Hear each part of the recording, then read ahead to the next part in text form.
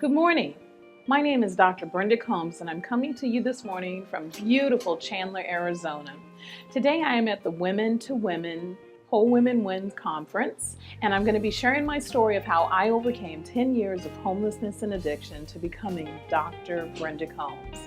I'm going to share with these women how to work on their goals and their dreams and focus on building up their self-esteem and self-confidence by believing in themselves and their ability to do their best, because I firmly believe that each woman has what it takes to be successful and to make their goals and dreams become a reality.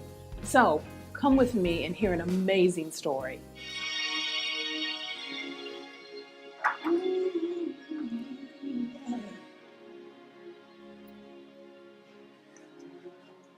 Brenda Combs has become a symbol of inspiration and perseverance to all who meet her.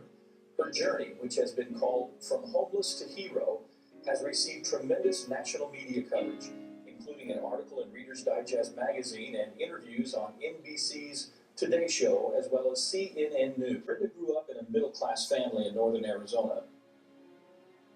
Brenda fell into a bad crowd, began using drugs, and dropped out of school. I had nowhere to turn, I had nowhere to go. Lost sight of my dream, thought it would be the end of me. Her life continued on a downward spiral, leading her into serving jail time and becoming homeless. During her darkest days on the streets, she endured unspeakable trauma, including being beaten, shot, and raped. It took hitting rock bottom for Brenda to find the strength to turn her life around on a blistering summer day in Phoenix. I want to share with you a little background. It's not like I started underneath the 7th Avenue Bridge. I feel very fortunate that I was raised by two parents, a mother and a father, who were very loving. They were very spiritual. My parents were very nurturing. They really pushed for all of their kids to get a great education. As a family, we traveled together. We'd go to Sedona. My parents took us to Disneyland. I had a very, really happy childhood. I was in what they would call the busing program. So I didn't go to the school in my neighborhood where all of my friends were. I went to a predominantly all-white school, and where I was one of, I think there were 3 black kids in the entire school. It was very difficult to be in that setting back in the 70s. And I developed really low self-esteem. I was bullied. I was called the N-word. I was spit on. It was a very uncomfortable, horrible time.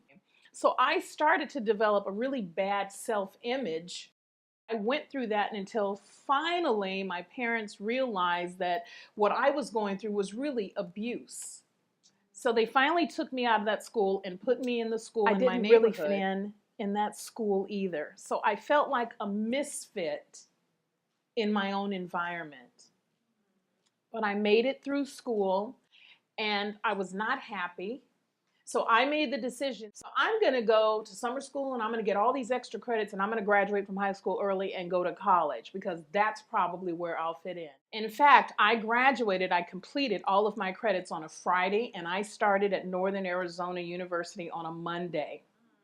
It was overwhelming, it was exciting, it was scary, and I learned very quickly at 17 years old, I did not fit in with that crowd either. They were more mature. But I did meet some really interesting people. And this group of people, they like to go out every night. They were going to ladies' night, and they were going out on Friday and Saturday and Sunday and Monday and Tuesday. And they seemed to like me. It's so hard to go out and come home at 5 and 6 in the morning and get to an 8 o'clock class. Well, my grades started to slip. Pretty soon, school wasn't important. I was in every dance contest you could think of. I was hanging out at the bars, hanging out with the girls, shopping, shoplifting, shopping, and found myself getting in trouble. So, of course, I dropped out of school. I got a job, got an apartment, got a car, and was just going through life. Finally got a boyfriend, and I came home from work one day, And my boyfriend and another friend were in the back room and they were smoking something in this little glass pipe. I'd never seen it before, never heard of it. I didn't know what cocaine was. I didn't know what crack was. I didn't know what heroin was. I didn't know what crystal meth was, ice, glass. I didn't know what any of those things are. I'm kind of proficient in them now because of my life experience, but I didn't know back then. I was a baby. And they said, "Here, try it." And I did. Of course I was going to try it because I had no self-confidence and no self-worth about myself. So I tried cocaine for the first time. And I can tell you, I was immediately addicted. So I went from occasionally smoking weed, snorting cocaine, smoking crack to becoming a full-fledged drug addict. I was not beyond anything. Beer runs, shoplifting, breaking and entering, selling drugs, doing hustling, whatever it took. I was not beyond willing to do whatever it took to get high. And I wound up underneath the 7th Avenue Bridge. And months seemed like hours. Years went by and it seemed like months. The time flew by. And before I knew it, I had been out there for 10 years. But it is so interesting how God chose me for a role that I never could have dreamed about. I did 13 different rehabs and they didn't work. And they didn't work because I wasn't ready for them to work. Nothing against the program, it was me.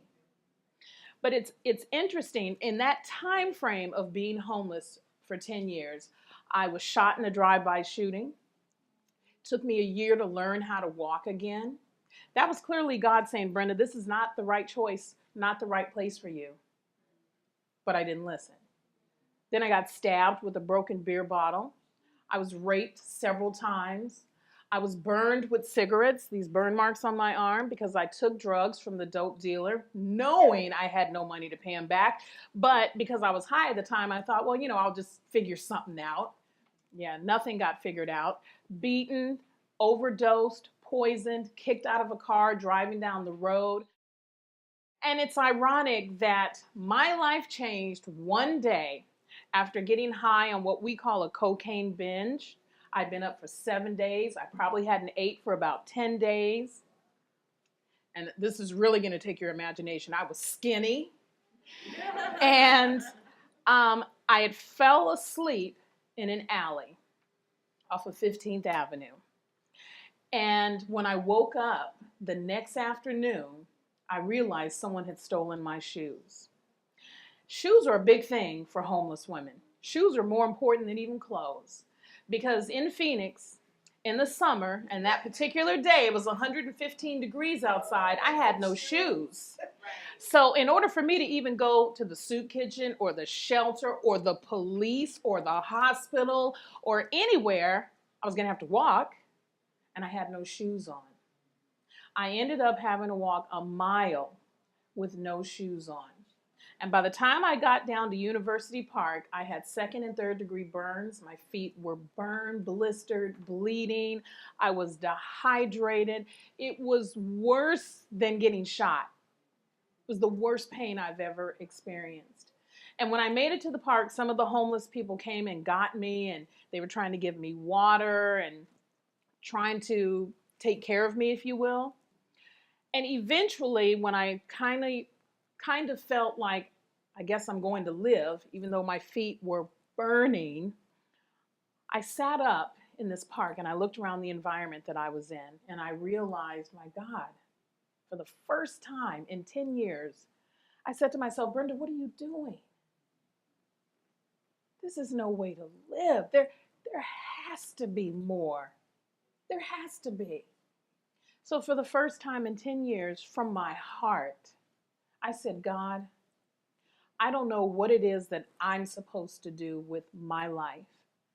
I have no goals. I have no dreams." It's sad when you can't even dream.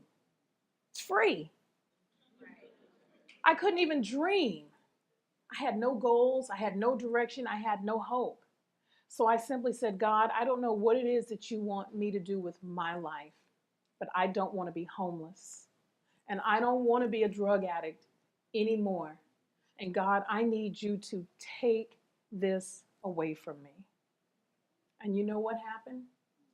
In that moment, in that park, in 115-degree heat, I could hear birds singing. And you know what? That was the voice of God saying, Brenda, I hear you, baby. I hear you. I got you. Come on home. It's going to be all right. I went and turned myself in, and my PO refused to sign the warrant against my arrest. So she gave me a resource book, and she said, today is the day that you have to help yourself. So I opened the book. I literally put my finger down, and we dialed the number, and I said, hey, my name is Brenda Combs. I'm homeless. I'm a drug addict. I have no money, no ID. I don't even have shoes on my feet, but I want to get help. And they said, we'll take you. That was my last day of being a homeless drug addict. That was 17 years ago. Now, to fast forward, I made it through the program, which was no different than the other 13. I was just willing to take some suggestions. I was willing to be obedient. I was willing to do whatever it took. And I went back to school, and I got my bachelor's degree in human services in 2 years. I then decided to get my master's in special education. I did it in less than a year, and I worked 3 jobs while going to school because I decided that I would never be homeless again, and I wanted to be a homeowner. So I worked my 3 jobs so that I could get a house, so that I could provide for my son, and started working on Brenda. And then next thing I know, I was invited to appear on CNN, which I still couldn't understand why. And on CNN, I was presented with a full ride scholarship. I was the first person enrolled in Grand Canyon University's doctoral program. Completed that in 3 years. My doctorate is organizational leadership with an emphasis in education. My dissertation is the study of the success factors and strategies that enabled women to overcome homelessness. And I started my foundation, Finding My Shoes, which, by the way, I never did find those Converse. I don't know to this day who took my shoes, but if you're here, thank you. You helped me, by the grace of God, change my life. I would like to do right now is share with you this affirmation called I believe in myself. I believe in myself and my ability to do my best because I am intelligent and I'm capable of achieving greatness. You know why? I can learn. I will learn. I must learn. Today, I will think, I will listen, and I will reason. Today, I will make the best choices, and my life will be a reflection of those choices. Today, I will read, I will write, I will learn to work with, love, and value others. I won't give up because to give up would be easy. And it is easy to give up, but I won't because I am too smart to waste today. Life is too precious to do this any other way. So for today, just for today, I'm going to make the right choice and I'm going to do the right thing even when no one is watching. I love you, ladies. Believe in yourself and your ability to do your best. God bless.